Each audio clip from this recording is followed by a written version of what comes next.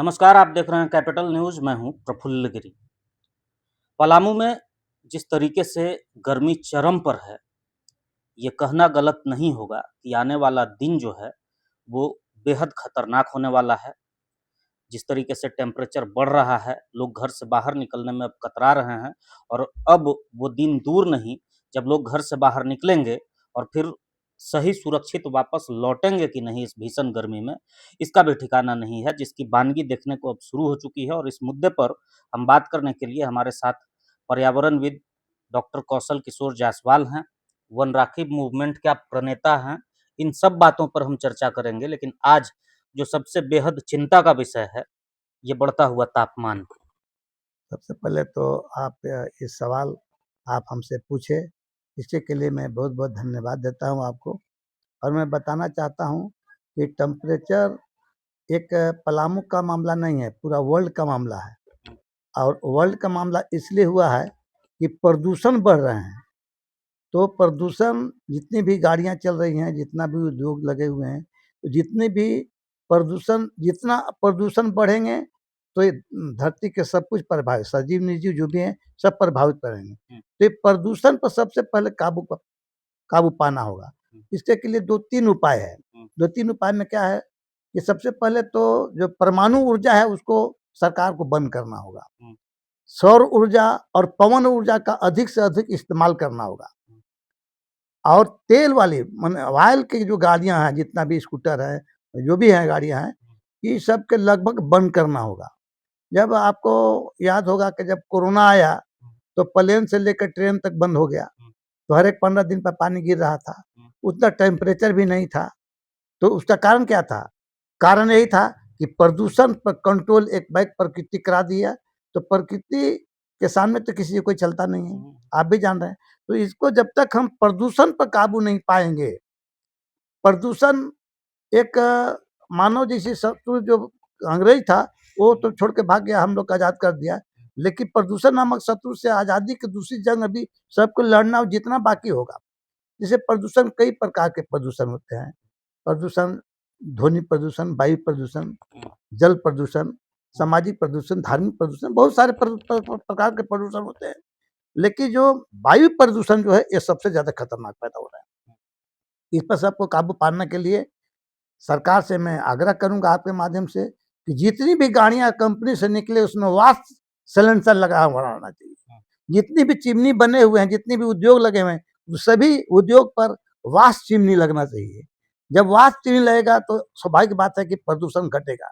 और जब हम प्रदूषण पर काबू पाएंगे, तभी हम ग्लोबल वार्मिंग पर हम बचा सकते हैं, तभी हम भीषण गर्मी पर को रोक सकते हैं, जल संकट को रोक सकते हैं, जलवायु परिवर्तन को रोक सकते हैं।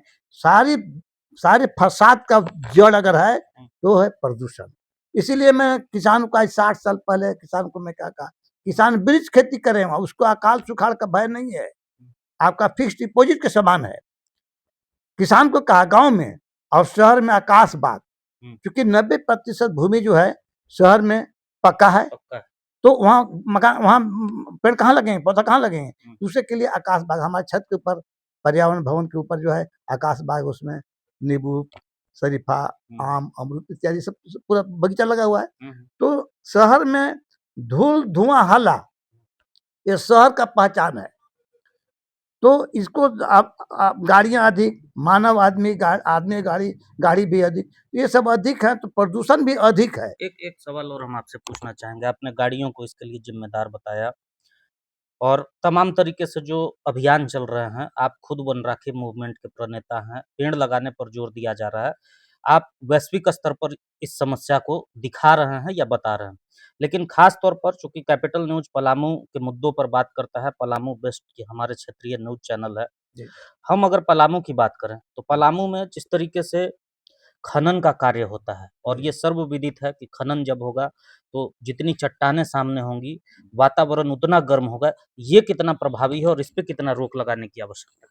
हम आपको बताना चाहते हैं कि पलामू का मामला, जब आप बोले कि पलामू से ज़्यादा हमको बात रखना है, तो पलामू सबसे पहले भौगोलिक दृष्टि से पलामू कर्क रेखा के नीचे गुजरती है। उससे कर्क रेखा जहाँ गुजरती है वहाँ ठंडी भी अधिक पड़ती है और गर्मी भी अधिक पड़ती है। तो स्वाभाविक बात है। दूसरी बात है कि जहाँ माइंस की बात करते हैं, तो एक बार जंगल कट गया तो पुनः उसमें से सूट निकलेगा, पुनः जंगल तैयार हो जाएगा। लेकिन पत्थर एक बार, जहाँ जितना इतिहास गवाह है, जितनी भी पहाड़ हैं, जितनी भी पहाड़ से ही नदियां निकले हैं, तो पहाड़ पत्थर जो है जल संग्रह करने का प्रकृति का वर्षा का स्रोत है। तो पहाड़ टूटेंगे, पत्थर टूटेंगे, तो स्वाभाविक बात है नदी झरना सब खत्म होंगे, तो उससे टेम्परेचर बढ़ेंगे। तो 2014 में जब हमको आया, क्या बोलते हैं, यहीं पर बैठे हुए थे, तो फोन किया कि हमारी बात कौशल किशोर जायसवाल जी से हो रही है, पर्यावरण जी से। हम जी हाँ, आप कौन बोल रहे हैं? मैं पीटीआई से बोल रहा हूँ। तो प्रणाम सर। प्रणाम प्रणाम। बोलिए सर जी, क्या कहना है? तो हम पूछना चाहते हैं आपसे, अभी हुदहुद जो आया उससे झारखंड और उड़ीसा बच गया, क्यों? हम कहे सर आज तो बच गया, लेकिन आने वाला समय में नहीं बचेगा। तो बोले आज क्यों बच गया? ये 2014 की बात है। हम कहे कि ये बच गया इसलिए सर, 180 की स्पीड में हुदहुद आकर के विशाखापट्टनम के पहाड़ी एरिया से टकराया, जिससे पहाड़ ने रोक दिया, उसकी ताकत को तोड़ दिया। इसीलिए आंध्र प्रदेश, उड़ीसा और झारखंड सब बच गया। कहेंगे थैंक यू सर, लेकिन आपने बताया कि आने वाला समय में नहीं बचेगा। तो हम जिस प्रकार से खनन हो रहे हैं, पहाड़ के पहाड़ खत्म हो रहे हैं, तो सब प्रकृति के पहाड़ खत्म हो जाएंगे, अब मानव के पहाड़ तैयार हो जाएंगे, मतलब घर 20 ताला 25 ताला। उस समय हुदहुद आएगा तो सब एक दफे मटिया में कर देगा, खत्म कर देगा। दूसरा दिन सर कोई ऐसा पेपर नहीं था, कोई ऐसा न्यूज नहीं था जिसमें पेपर ये न्यूज नहीं छपा। तो माइनिंग से तो नुकसान तो ही है, माइनिंग हो लेकिन सीमित हो, जरूरत भर हो, हर चीज का, किसी चीज का अति, हर चीज वर्जित है। तो जंगल एकदम कटे। अभी हम जो बता रहे हैं कि अभी जान रहे हैं, अभी जब उज्ज्वला योजना जब नहीं मिला था, गैस सिलेंडर हम लोग को नहीं मिला था, तो हम लोग का खाना कहाँ से बनता था? किसी भी व्यक्ति का आदमी खाना कहाँ से बनता था? जंगल कटता था, जंगल से लकड़ी चाहे जे काटे लाके बेचता, उससे खाना बनाता था लोग। घर बनता था तो उसमें कच्चा का मकान बनता था, उसमें लकड़ी लगाया जाता था, जंगल कटता था। तो आज जो हमने जो देखा कि जहाँ हमारे देश के प्रधानमंत्री नरेंद्र भाई मोदी जी ने उज्ज्वला योजना चलाए पूरे देश भर में, गांव-गांव में किसानों के दिए, जो गैस सिलेंडर दिए, तो भोजन जब गैस सिलेंडर पर बनने लगा तो जंगल का कटाव रुक गया। कच्चा पीएम आवास मिला, तो उससे क्या हुआ कि पीएम आवास जब मिला तो जो पक्का के मकान में लकड़ी नहीं लगता है, तो उससे जंगल कटाव रुका। तो जंगल रहेंगे, प्रदूषण घटेंगे, तो सब समस्या का निदान होगा। जंगल तो जीने का आधार है, जंगल नहीं रहेंगे तो। अब आपको बताना चाहता हूँ पलामू के बारे में, जब आपने बात रखा है। पलामू और गढ़वा एक गड्ढा में है। कैसे गड्ढा में है कि जब बंगाल के खाड़ी से जब मानसून उठती है और डायरेक्ट अगर सीधे आएगा पश्चिम दिशा की ओर, तो यहाँ पानी पलामू गढ़वा में नहीं गिरेगा। इसीलिए कि बादल जब ऊपर से जब नीचे आता है तब पानी होता है, ऊपर बादल रहेगा तो पानी नहीं होगा। तो जब नेतरहाट और रांची जो है हमारा बहुत हाइट पर है, उसके नीचे में हम लोग गढ़वा पलामू है। तब बंगाल के खाड़ी से जब मानसून उठती है, वो रांची चढ़ जाती है ऊपर हाइट पर, नेतरहाट पर। इसके बाद वो जब पार होगा तो उधर यूपी में पानी गिरेगा, अब पलामू गढ़वा में पानी नहीं गिरता। इसीलिए हमेशा 2 साल 3 साल पर सुखाड़ की स्थिति पर, इसीलिए ब्लैक शेडो जोन कहा जाता है पलामू गढ़वा को। कारण यहाँ है, अब भौगोलिक चीज का आप लोग के पता नहीं है तो सर हम लोग क्या कहेंगे। लेकिन जब हम लोग आज 60 साल से हम इसी पर है हैं, रात के दिन इसी सोच पर हैं कि आखिर हमारा ब्लैक शेडो जोन पलामू क्यों है। तो केवल जंगल लगाने से, जंगल तो लगवा दिया हमने, पूरा जंगल लग गया आज, लेकिन जब मानसून जब बंगाल के खाड़ी से आती है, वो पानी नहीं, हाँ वही जो मानसून बंगाल खाड़ी अगर उत्तर दिशा से घूम के आया या दक्षिण दिशा से घूम के आया तो बारिश होगी। दूरी तय करना चाहिए, दूरी तय करना चाहिए। तो अब वो हर एक 2 साल 3 साल के बाद जो है वो सुखाड़ पलामू पड़ जाता है, गढ़वा में सुखाड़ पड़ जाता है। ये प्राकृतिक भौगोलिक दृष्टि है। अब मैं बताना चाहता हूँ कि देखिए, जो आज जो समय जो आया है, मानवीय भूलों के कारण धरती के कई जीव समाप्त हो गए, जैसे डायनासोर कई समाप्ति के कगार पर हैं। अकेले भारत में 1372 प्रजाति के पौधे असुरक्षित और संकट से जूझ रहे हैं। धरती पर रहने वाले जीवों की 37 प्रजातियां, पानी में रहने वाले जीवों के 47 प्रजातियां, 1147 प्रकार के मछलियों पर विलुप्ति के खतरा मंडरा रहा है। कहाँ खड़े हैं हम? आने वाला पीढ़ी के क्या जवाब देंगे? अभी तो ये टेम्परेचर है, आने वाला पीढ़ी के कितना टेम्परेचर रहेगा? अभी तो एसी से काम चल रहा, आने वाला समय में एसी भी काम नहीं करेगा। आप कब शुरू किए थे ये 1967 से 1966 में भारत में महाअकाल पड़ा। खाने को अन्न नहीं, पीने को पानी नहीं, हम लोग कई दिन भूखा सोया। हम लोग का काम था सवेरे उठना, बालावस्था था 13 साल की उम्र में, जंगल में जाना, जंगल से कोड़ काट करके मतलब काना गेठी और क्या बोलते हैं सरई के फल, ये सब हम लोग लेकर के आते थे, तो वही बनाते थे, खाते थे। बाद में आया अमेरिकी जनता के भेंट दूध और दरिया, तो उससे खा करके हम लोग जान बचाए। तो इस तरीका से उस समय हमारे माता पिताजी बात कर रहे थे ग्रामीण से, उस समय चलता था चौपाल रेडियो, तो गांव के आदमी जमा होता था, तो हमारा पूरा गांव में एक ही कुआं बच गया था, सब कुआं सब ड्राई हो गया, सूख गया था 1966 में। तो ये लोग बात कर रहे थे कि जंगल कटने से लगता है कि अकाल पड़ता है। उस समय वन विभाग जंगल नीलाम कराती थी और कटवाती थी। हमारा भंडार डाली से 3 किलोमीटर दूर पर, वहाँ पर भी खूब सरकार के निकलता था वन विभाग के, और जंगल कटता था।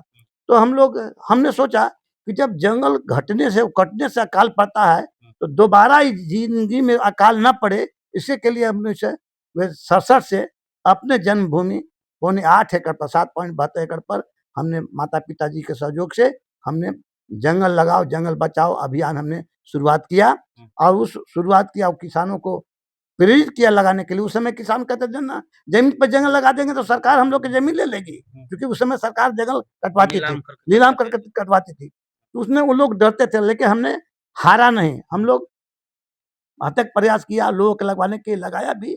10 साल के बाद जो हमने पौधा लगाया, 10 साल के बाद माफिया लोग काटने लगे, तब हमने चिंतित होकर के हमने पर्यावरण धर्म को अपनाया 1977 में, और वन राखी मूवमेंट चलाया।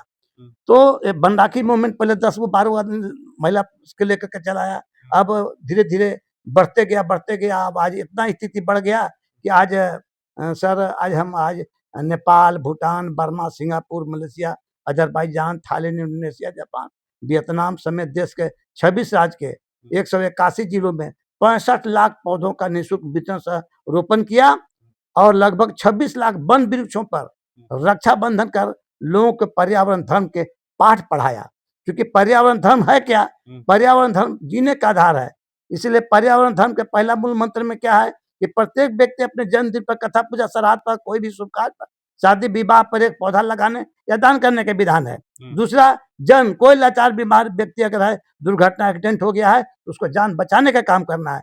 तीसरा, जल जंगल जमीन जानवर पक्षी और प्रकृति को बचाने का उद्देश्य है। इस उद्देश्य को लेकर के लोगों को जगाया। यही कारण है कि आज 2010 में हमारे सीबीएसई बोर्ड के 8वां क्लास में, आईसीएसई बोर्ड के 6ठा क्लास में झारखंड मैन ऑन मिशन, मेरा जीवनी की पढ़ाई 2010 से होती है। लेखक हैं अमेरिका के नील ओबेरन, बेली ओबेरन, इंडिया का अन्ना साह और मिला राय। कौन बनेगा करोड़पति? यूपीएससी की परीक्षा में मेरे जीवनी से जुड़े हुए प्रश्न पूछे जाते हैं। 1 दशक में तैयार नहीं हुआ सर, ये अपना बाल अवस्था से आज 72 साल के एज हो गया, और अभी दर्जी की बेटा जब तक जिएगा तब तक सिएगा। मेरा 1 करोड़ पौधा लगाने का प्लान है। अब आज वन राखी मूवमेंट का जो 50 साल जो स्वर्ण जयंती के अवसर पर, आज पूरे देश भर में स्वर्ण जयंती के अवसर पर वन राखी मूवमेंट को लोग चला रहे हैं। और अभी हम 14 तारीख को फिर निकलेंगे, हरियाणा और हिमाचल का प्रोग्राम है। आगे के बाद 23 और 24 तारीख को नेपाल में प्रोग्राम है। तो मेरा काम है कि लोगों को जगाना है। जब तक दर्जी की बेटा जिएगा तब तक सिएगा। हमारा उद्देश्य है कि आने वाला पीढ़ी कैसे बचेगा। तो सोचो, साथ क्या ले जाओगे? 1 पौधा लगाओगे, 7 पीढ़ी तक जाओगे, प्रकृति की सुंदरता की रक्षा करें, आने वाला पीढ़ी को स्वच्छ वातावरण दें। पहले के लोग का आधुनिक सुख सुविधा नहीं था, सैकड़ों कोस पैदल चलते थे तो 100 बरस जीते थे। आज आधुनिक सुख सुविधा बढ़ा है, लेकिन हर आदमी की उम्र घटा है। एक सवाल हम आपसे और पूछना चाहेंगे। आपने जिस तरीके से वन राखी मूवमेंट के बारे में बताया, आप अब दर्जनों देश में जाते हैं, जागरूकता फैलाते हैं, कई राज्य में, और अब आपने 65 लाख पौधा लगाया है। आप आकाश में छत पर खेती करने की बातें कर रहे हैं शहर में, और हम देख रहे हैं कि आप अपने कमरे में भी, हम कैमरे से दिखाना चाहेंगे, जहाँ कमरे में बैठे हैं आप, कमरे में भी खेती कर रहे हैं। ग्रीनरी यहाँ भी दिख रहा है, एक जीवंत सजीव पौधा यहाँ है। तो 1966 के अकाल के बाद आपके मन में एक ख्याल आया कि फिर से दोबारा सुखाड़ की स्थिति नहीं बने, अकाल की स्थिति नहीं बने, और लोगों को परेशानी नहीं झेलना पड़े। उस वक्त एक छोटा-सा विचार एक बड़ा क्रांति का रूप लिया, और आप 1 करोड़ पौधा लगाने का संकल्प जो आज आपके भीतर चल रहा है, 50वां साल पूरा हो चुका है, होने वाला है। 65 लाख पौधा अब तक आप लगा चुके हैं, लेकिन 1966 के समय जो आपके दिल में टीस उठा था और जी। अभी का जो परिवेश बना है, जो परिस्थिति बनी है, वो कहीं कम हुआ है, सामान्य हुआ है या वो टिस और बढ़ गया है?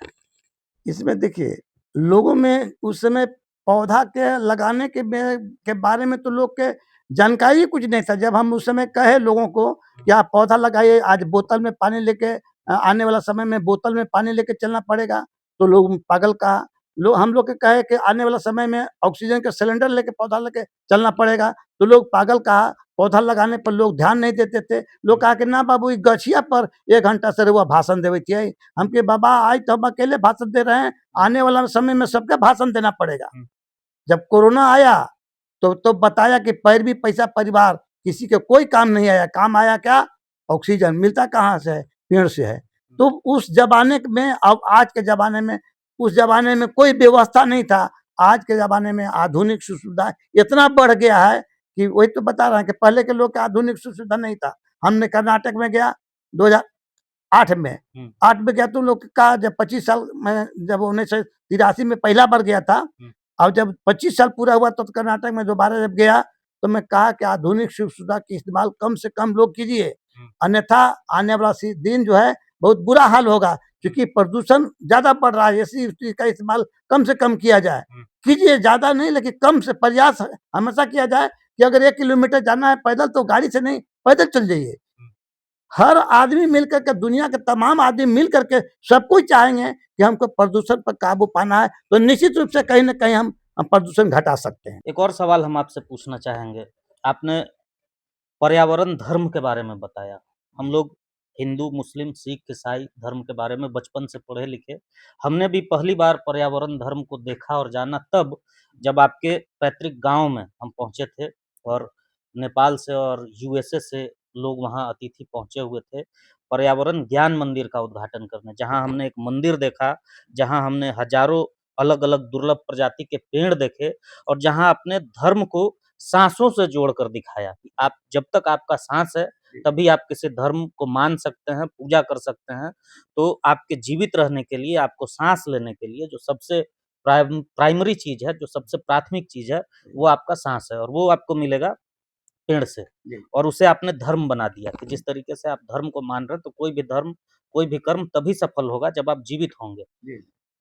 किस तरीके से ये क्या लक्ष्य आपका, क्या सोच था, किस तरीके से मिशन था ये? मिशन इस तरीके से सर कि मेरा मेरा पर्यावरण धर्म में कहा गया है कि हर हर महादेव, जय सूरज देव, ऊपर में सूरज देव, जय धरती माता, धरती रहेंगे तभी बचेंगे, जय धरती माता, जय वृक्ष देव। वृक्ष देव नीचे में वृक्ष देव, ऊपर में सूरज देव, ये 2 गो देवता अगर नहीं रहेंगे तो इस सृष्टि पर कोई सी चीज, कोई भी जीव जंतु नहीं बचेगा, सर्वाइव नहीं करेगा। नहीं करेगा, नहीं बचेगा। तो हमने देश दुनिया में घूम के देखा कि जितने भी मानव जाति हैं, सबका अपना-अपना धर्म है, उसमें आरती है, प्रार्थना है, मंदिर है। तो हमने सोचा कि तो हमने तो पर्यावरण धर्म अपनाया है, कि पर्यावरण धर्म के 8 मूल मंत्र दे करके हमने लोगों को जगाया। तो इसीलिए हमने आज मोहनलाल खुर्जा पार्वती देवी पार्क विकसित किया। उसमें 22 देश का पौधा, हज़ारों प्रजाति के पौधा उसमें लगाए, जिसमें बहुत से मेडिसिन और वो प्लांट हैं, औषधि प्लांट लगाए गए हैं। और उसी में मंदिर बनाया गया, पर्यावरण धर्म ज्ञान वृक्ष देव मंदिर। उस मंदिर में वृक्ष देव लगे हुए हैं। वृक्ष, शिव और वृक्ष एक समान, पीते विष करते कल्याण। उस मंदिर में वृक्ष देव का स्थान दिया गया है। वहाँ ईंट पत्थर का मकान नहीं है, वहाँ आशीर्वाद दे रहे हैं, पेड़ और पौधा लोगों को जीने का आशीर्वाद दे रहे हैं। और लोग जाएंगे उस मंदिर में घूमने, तो घूमेंगे तो सब कुछ उनको ज्ञान मिल जाएगा कि गड्ढा खोदा हुआ काहे है, तो जल संग्रह करने के लिए। कंटूर है, बीच में पेड़ पर रक्षाबंधन काहे, वन राखी मूवमेंट के लिए। कोई आदमी पौधा लगा है, क्या कहते, जमीन पर पौधा लगाए, जो भी प्रकार कोई किसी को सेवा कर रहा है, तो ये पर्यावरण धर्म के उसमें दिखाया गया है कि उस मंदिर में जब आदमी जाएगा तो उसको समझ में आया कि हम मानव का जन्म लिए हैं, तो हमारे मानव का, हर आदमी का कर्तव्य होता है इस कर्तव्य का पालन करने के लिए। इसलिए हमने पर्यावरण धर्म को बनाया, अपनाया और पर्यावरण धर्म ज्ञान मंदिर 12 फरवरी 2026 को उद्घाटन किया, जिसमें यूएसए के, अमेरिका के जॉर्ज जेम्स रिसर्च थे, अमेरिका पर्यावरणविद और पांडुरंग हेगड़े यहाँ के आए थे, और नेपाल के सरोज शर्मा जी। तो ये सब हम लोग के अब हर एक साल जो 12 फरवरी का वार्षिक उत्सव मनाया जाएगा, कोई न कोई देश के लोग आएगा मुख्य अतिथि में, और हर एक साल लोगों को उद्देश्य है कि लोगों के पास, अब आप वहाँ पर गए थे सर, तो आप देखे हुए हैं कि हजारों की संख्या में लोग सीखने और पढ़ने आए। पर्यावरण धर्म ज्ञान मंदिर का उद्घाटन हुआ, स्कूल में भी लोग हमारे जहाँ हम पढ़े हैं डाली में, जहाँ जन्मभूमि डाली है, वहाँ पर वो लोग भी गए। तो उद्देश्य है कि हमको जागरूक करना, जैसे लोग जागरूक हो, हम लोग जितना भी पर्यावरण धर्म बनराखी मूवमेंट में लोग शामिल हुए, सबके लगभग गांव किसान के लोग के सबके अंग वस्त्र देते हैं, कि उन लोग के लगे कि हमने गया तो कुछ मिला। तो कुछ मिला क्या, तो हम तो उनको अंग वस्त्र दिए, लेकिन वो हमारा काम क्या किए कि वनों पर रक्षा बंधन किए और जंगल को बचाए। हजारों एकड़ उजड़ा हुआ वन फिर से सघन वन बनाने में कामयाबी मिली है, ये 100% गारंटी है। एक दिन, एक शताब्दी में नहीं हुआ, कई एक दशक के बाद ये सब तैयारी हुआ है। तो आपने सुना, हमारे साथ कौशल किशोर जायसवाल जी थे, जिनका फोकस पर्यावरण को लेकर सर्वविदित है और इन्होंने अपने जीवन का लक्ष्य बना लिया है, और ये स्पष्ट भी है, सामने भी है कि लगातार ये लोगों को पर्यावरण के प्रति जोड़ रहे हैं, मोटिवेट कर रहे हैं। और जिस तरीके से प्रदूषण पर इन्होंने बताया कि जितना कम से कम हो सके वाहनों का इस्तेमाल हो, जितना कम से कम हो सके आप एसी का कम इस्तेमाल करें, और जो पुराना जीवन शैली था, जो प्रकृति द्वारा प्रदत्त जीवन शैली है, उसका इस्तेमाल करें। आप पलामू से जुड़ी हर गतिविधि की जानकारी के लिए देखते रहिए कैपिटल न्यूज़।